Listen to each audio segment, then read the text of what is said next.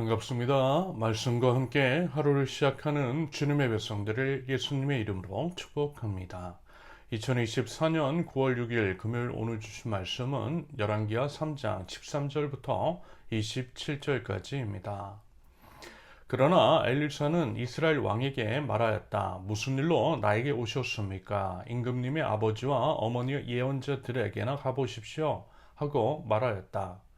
이스라엘 왕이 그에게 말하였다. 그런 말씀은 마십시오. 주님께서 우리들 새 왕을 불러내셔서 모압의 손에 넘겨주시려고 하십니다.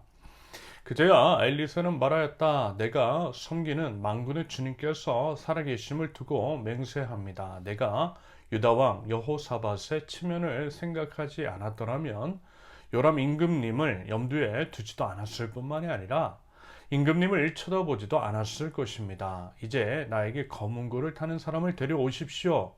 그리하여 검은 고 타는 사람이 와서 검은 고를 타니 주님의 권능이 엘리사에게 내렸고 엘리사는 예언을 하기 시작하였다. 주님께서 이렇게 말씀하십니다. 이 계곡에 도랑을 많이 팔아. 주님께서 또 이렇게 말씀하십니다. 너는 바람이 부는 것도 보지 못하고 비가 내리는 것도 보지 못하겠지만 이 계곡은 물로 가득 찰 것이며 너희와 너희 가축과 짐승이 마시게 될 것이다.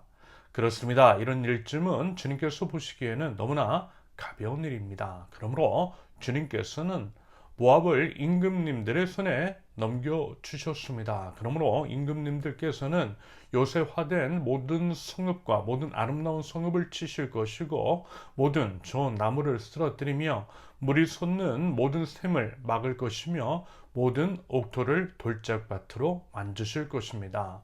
그 다음날 아침에 제물을 드릴 때에 물이 에돔 쪽을 따라 흘러내려서 그 땅을 물로 가득 채웠다. 다른 한편 모든 모압 사람들은 여러 왕들이 자기들과 싸우려고 올라왔다는 소식을 들었다. 그래서 군복을 입을 만한 사람, 징집 연령이 된 사람은 모두 소집되어서 위로 올라와 국경에서 그 왕들과 대치하였다. 모압 사람들이 이튿날 아침 일찍 일어나 보니 해가 물 위에 비쳐서 반대편 물이 온통 피와 같이 붉게 물든 것을 보았다. 그래서 그들은 이것은 피다. 분명 저쪽 왕들이 서로 싸우고 서로 치다가 흘린 피일 것이다. 자, 모압 사람들아, 약탈하러 가자 하고 소리쳤다. 그러나 막상 그들이 이스라엘 진에 이르니 이스라엘 군인들이 일제히 일어나서 모압 군인들을 쳤다. 그래서 그들이 이스라엘 앞에서 도망하니 이스라엘 군인들은 모압 진 안에까지 쳐들어가서 모압 군인들을 무찔렀다. 그들은 또 성읍들을 파괴하고 옥토에는 모두 돌을 던져서 돌로 가득 채웠다. 물이 나는 샘을 모두 메우고 좋은 나무를 모두 쓰러뜨려서 기라레셋에 돌담만 남겼는데 그것도 무리 몇 군인들이 포위하고 공격하였다. 그제야 모압 왕은 전쟁이 자기에게 불리하다는 것을 알고 칼 잘 쓰는 사람 700명을 뽑아서 에돔 왕이 있는 쪽으로 돌파하여 나가려고 하였으나 그 일도 뜻대로 되지 않았다. 그래서 모압 왕은 자기를 대신하여 왕이 될 장자를 죽여 성벽 위에서 번제로 드렸다. 이것을 본 이스라엘 사람들은 크게 당황하여 그것을 버리고 고국으로 돌아갔다. 아멘. 우리 이제 사람들 사이에서의 관계도 그렇습니다. 아무 이제 연락이 없다가 본인이 아쉬울 때, 본인이 이제 뭔가를 필요할 때만 연락을 하는 사람이 있죠. 그런 사람에 대한 이제 감정, 여러분 솔직히 좋지 않죠? 참 씁쓸하고 기분이 나쁠 때가 있습니다. 그런 사람과는 관계를 계속 이어나가기가 어려워요. 평소에 이제 연락도 하고 안부도 물으면서 관계를 잘 맺어가는 것이 맞는 것입니다. 인생이요 잘 모르더라고요. 그러면서 이제 사람은 사회적 존재 그리고 한계적 존재입니다. 결국 둘은 이어지는 의미라 할 수 있겠는데요. 홀로 살아갈 수 없는 한계적 존재이기 때문에 관계를 맺어나가고 그래서 사회적 존재일 수밖에 없는 것입니다. 그러면서 이제 우리 인생이 어떻게 될지 모르잖아요. 한계적 존재인 우리 이제 홀로 해결할 수 없는 일이 분명히 생기고요. 도움을 필요로 할 때가 있습니다. 그렇기 때문이라도 서로를 아끼고 소중히 여기며 평소에 이제 관계를 잘 쌓아야 나가는 것이 맞지 않을까요? 그래야만 만약에 이런저런 상황 가운데서 또 이제 연락을 하고 도움을 청해도요 덜 민망할 수 있고 또 이제 충분한 도움을 받을 수 있을 것이라 생각합니다. 여러분 하나님과의 관계도요 똑같아요. 보이지 않으시는 하나님에 대한 관계 태도는 보이는 사람에 대한 것과 거의 비슷합니다. 하나님 사랑은 이웃 사랑으로 연결이 되는 것과도 같은 맥락으로 이해할 수 있는 거죠. 아무튼 이제 그런다고 할 때 평소에 이제 잘해야죠. 평소에 하나님을 왕으로 인정하며 하나님 나라 백성다운 삶을 살아가는 것, 매사에 매 순간마다 자동적으로 우리 하나님 앞에 엎드리고 하나님과 동행하는 삶을 살아가는 것은 참으로 중요합니다. 그럴 때에 그런 우리 하나님께서 지켜주시고요, 돌봐주시고요. 우리 또한 그 하나님을 기대할 수 있는 법이지. 하나님을 무시하며 살고 하나님과 무관한 삶을 살면서 여러분 그런 것들을 기대할 수는 없는 법입니다. 그리고요 필요할 때만 찾아가면 여러분 그게 얼마나 가증스럽겠느냐라는 것입니다. 급한 일이 또 해결되면 또 이제 자기 마음대로 다시 그렇게 이제 살아가고 그건 하나님을 마치 도구처럼 이용하는 것일 수 있어요. 그건 하나님을 멸시하는 것이고요. 하나님은 하나님을 멸시하는 자를 경멸하신다 하셨음을 우리 꼭 기억할 수 있기를 바랍니다. 오늘 이제 본문에서 말하자면 요람이 그랬던 거예요. 하나님 없이 살던 요람. 모압이 배반하고 떠나자 북이스라엘 왕 요람은 남유다의 여호사밧 왕과 함께 모압을 치러 가자고 했고 그런 가운데 이제 물부족 사태라고 하는 이제 난관에 봉착했잖아요.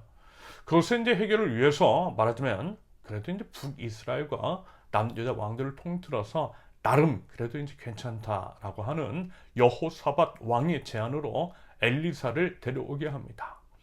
모압을 침공할 때에는 하나님께 묻지를 않더니 본인들이 어려움에 빠지니까 그제서야 하나님을 찾는 거죠. 그것도 그나마 여호사밧이 제안했던 것입니다. 아무튼 그래서 엘리사가 왔어요.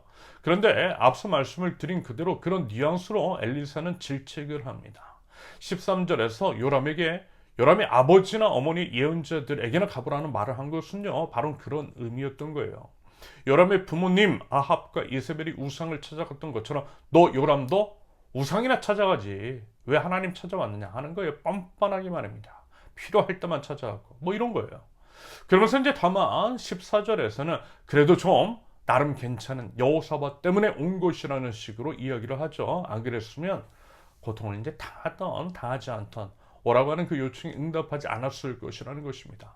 한마디로 뭐예요? 평소에 잘하는 의미일 것입니다. 여러분 우리는요 부디 평소에 잘할 수 있기를 바랍니다. 학생들이 이제 시험을 치를 때도 그렇지만 관계라고 하는 것은요 여러분 벼락치기 하는 거 아니에요. 관계는 결국 믿음과 연결이 됩니다. 믿음 역시 벼락치기가 아닌 거죠.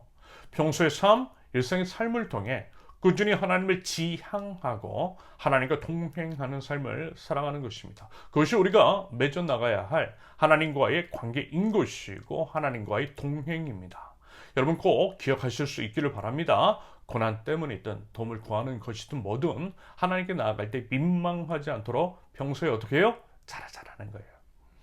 아무튼 이제 그나마 여호사밧 왕 때문에 부름에 응답을 했다라고 하는 엘리사 결국 그 청을 마지못해 받아들여 예언을 하죠. 물 부족 때문에 고통을 받고 있는 북이스라엘과 남유다 연합군을 위해 계곡에 물이 가득 차게 할 것이라고 말씀을 해요.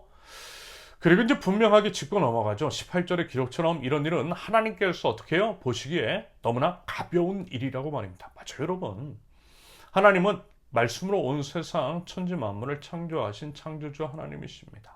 그 하나님께 계곡에 이제 물을 내는 것이야 너무 쉬운 일인 거죠. 그러므로 무슨 의미가 그 말에 내포되어 있는 것이겠어요?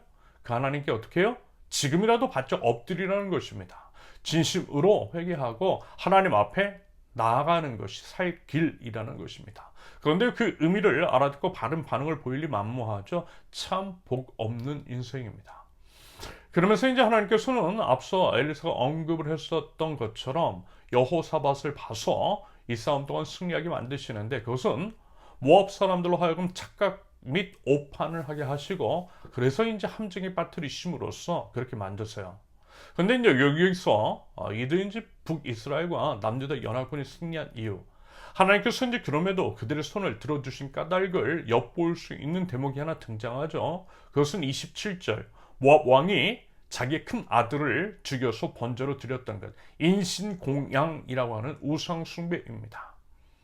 여러분, 이건 사실 말이 안 되는 거죠. 사람을, 그것도 자기 아들을 제물로 드리는 것이 여러분 얼마나 끔찍하고 경악스러운 일입니까?